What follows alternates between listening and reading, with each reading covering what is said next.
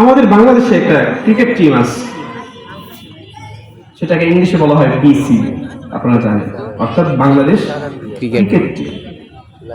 আর football খেলা একটা team আছে, সেটার নাম হচ্ছে বাফুফে। কি নাম?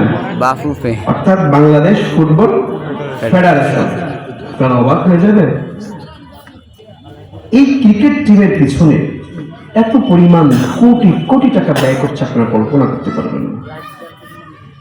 আমাদের বাংলাদেশের ক্রিকেট টিমের যে খেলোয়াড়গুলো আছে, শত শত খেলোয়াড় আছে, তিনটা স্কেলে তারা চারটা স্কেলে বেতন দেয়। কয়টা স্কেলে? চারটা। A category, B category, C category, D category. এই ক্যাটাগরির বেতন হচ্ছে 10 লাখ টাকা। কয় টাকা? 10 লাখ। কম? 10 টাকার মতো না, 10 লাখ টাকা কম না বেশি? বেশি। অনেকে সারা জীবন 10 লাখ টাকা ইনকাম করতে পারে, লোক আছে না নাই? আছে। 10 লক্ষ টাকা বেতন।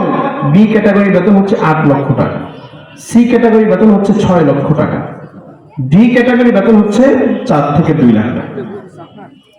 আর আশ্চর্য এবং মজার বিষয় হচ্ছে, যারা কোচিং স্টাফ, যারা তাদেরকে প্রশিক্ষণ দেয়, যার বর্তমান হেড কোচ, তার নাম হচ্ছে ফিল সিমন্স, ক্যারিবিয়ান অলরাউন্ডার, তার বেতন হচ্ছে 35,75,000 টাকা পার মান্থ। কম না বেশি? বেশি।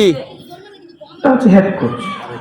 এরপরে যে স্পিন কোচ, যে স্পিন বোলিং শেখায়, পাকিস্তানের মুশতাক আহমেদ, তার বেতন হচ্ছে, তার প্রতি পার ডে, সে মাসে নেয় না, পার ডে বেতন হচ্ছে 86,100 টাকা। কত টাকা? 86,000। অনেক কম, তাই না? এরপরে যিনি bowling coach, pace bowling coach, তার নাম হচ্ছে শন টেট, তার পার মান্থ বেতন হচ্ছে 17,72,000 টাকা। কত টাকা?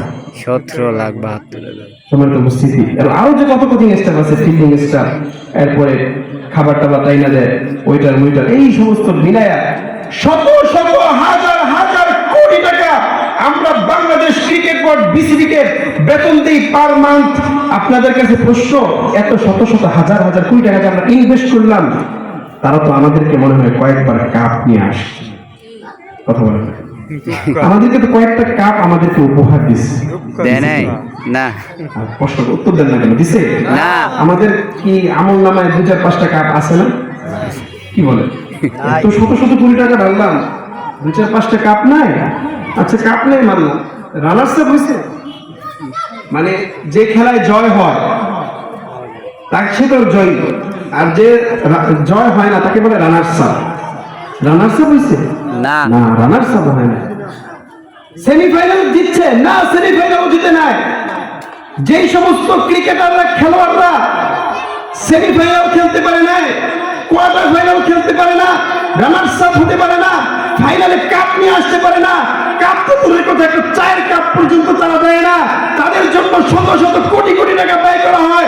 অথচ আমার দেশের ঘরে ঘরে আনাচে কানাচে সোনার সোনামণিরা কোরআনের ছোট্ট ছোট্ট হাফেজ হয়, তারা পুরো বিশ্বের মধ্যে 130টা দেশ, Japan, Jordan, Iran, Africa, Saudi Arab, Somalia, Bosnia, Chechnya, Philippine, Tajikistan, তুরস্কের মতো বড় বড় রাষ্ট্রে গিয়ে বাংলাদেশের মানচিত্র করে উদ্দিন করে 130টা দেশের ভিতরে সবচাইতে বড় মুখকে উজ্জ্বল করে তাদের সোনামণিদেরকে কোনো কাপ তো দূরের কথা, গ্রিন গালিচা তো দূরের কথা, তাদেরকে একটা 10 টাকা দামের লাল গোলাপের শুভেচ্ছা দিতেও আমাদের সামর্থ্য হয় না।